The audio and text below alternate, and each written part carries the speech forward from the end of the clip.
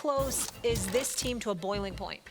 I think this team is these Los Angeles Lakers are very close to a boiling point. And Max, bear with me for a second. A couple of things. Number one, I had some conversations over the last few days. We're supposed to be resting. You promised me you rested. I did rest, but I mean, when people call you 1 o'clock in the morning and that's your problem. You know, they're big ballers, you got to answer the call. You keep your ringer on at 1 o'clock in the morning? Actually, I do. It's sad, but I do. Airplane mode. No, seriously. Try it. But let me get this out of the way because this is incredibly important.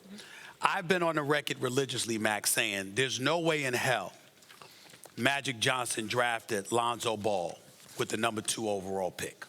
That had to be enforced upon him by Jeannie Buss. All right? My position was clear. Magic Johnson's a basketball savant. There's no way he could make this error because I have repeatedly stated that Lonzo Ball is not worth the number 2 overall pick. Hold on. It's very, very important that I say this.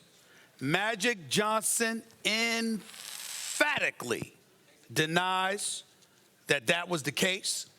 Jeannie Buss had absolutely, positively nothing to do with him taking Lonzo Ball number 2 overall. Jeannie Buss has completely relegated basketball decisions to Magic Johnson. Magic Johnson's words to me, don't look nowhere else when it comes to basketball decisions made by this franchise, but right here. I'm the guy. And my response is, you got it. My apologies to Jeannie Buss. Yep. Magic, I'm looking right at you. So he owns it was a damn mistake.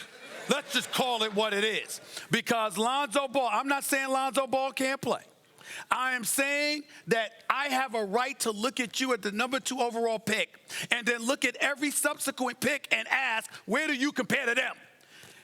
Jason Tatum, De'Aaron Fox, Markkanen, Smith Jr., Donovan Mitchell, the list goes on and on.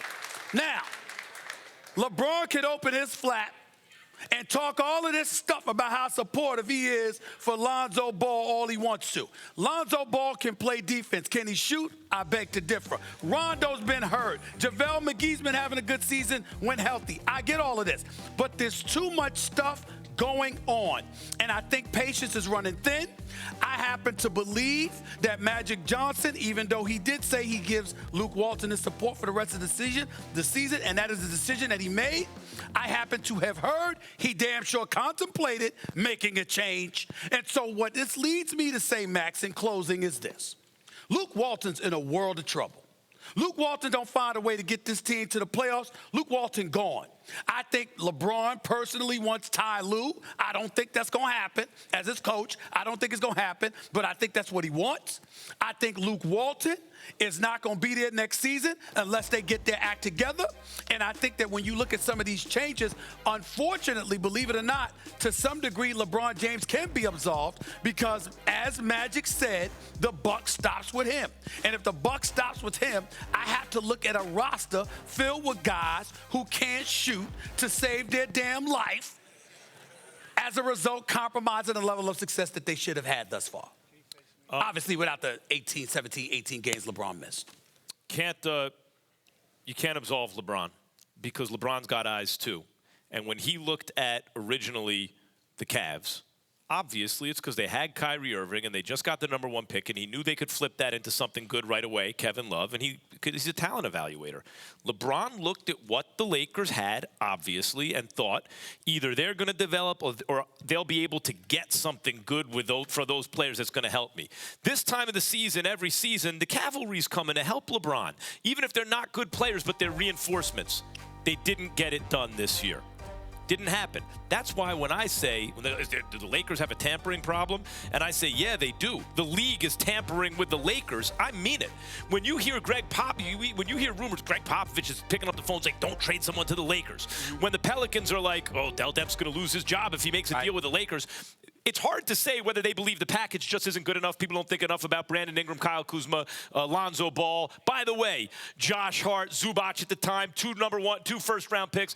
If they really don't value it that much, or if they're like, no, we're not doing business with the Lakers, which is messed up, right? That's actually a form of collusion, actually. But I'll say this about Lonzo. It is way too early. De'Aaron Fox would have been a better pick, I think, because they went head-to-head. on the big stage, in the big, in the tournament. De'Aaron Fox gave him 39 one-on-one and then stopped him on the other end of the floor and is now a better pro player and a better athlete, et cetera. And a better leader. Okay, but guys develop at different points. If you took Steve Nash in his second season, you might have said bust. If you listen, they just had a number 2 overall pick who had a similar game in certain respects to Lonzo, a point guard, D'Angelo Russell. You might have said bust. He just made the All-Star team. Lonzo, at his age, is a precocious player. He's ahead of where most players his age are, even among draft picks. It's just that it's not all put together yet. You may be right, and he's a bust. Look, the issue with the Lakers is the timing has not been right. Right. Ingram, Kuzma, well, mostly Ingram and Lonzo are not ready to help LeBron or to have enough trade value to help him to the point where he can really make a playoff run right now. But you can't absolve LeBron because he saw what they were capable of before he went to the Lakers. Here's what I would say to you. I'm not going to absolve LeBron this summer because if you're the best player in the world, the 3-time champion who went to 8 straight finals, went to 9 finals overall in your NBA career, you're the biggest iconic sports brand going, and you in Tinseltown, Hollywood, la-la, palm trees, beautiful weather, and the whole 9, and wearing the purple and gold, not the Clippers, but the purple and gold, and you can't get brothers to come to L.A. I'm looking right at LeBron this summer. But right now, I got a right to look at this roster. And when I look at this roster... He looked at the roster before he signed. Well, listen, but again, he's not sitting there. It's not like we're sitting there looking at LeBron and saying they should win the championship now. Right. And it's not like he's been outspoken in terms of his complaints. I'm saying we'll look at him in the summer. Right now, I'm looking at Magic Johnson. Because, again, as I look at this squad, you're sitting up there and you talk about Lonzo. I got news for you. I don't give a damn if you're not a bust. I didn't call Lonzo a bust. I think that he got to work on his shot, but I think overall, my issue with him has been his lack of assertiveness.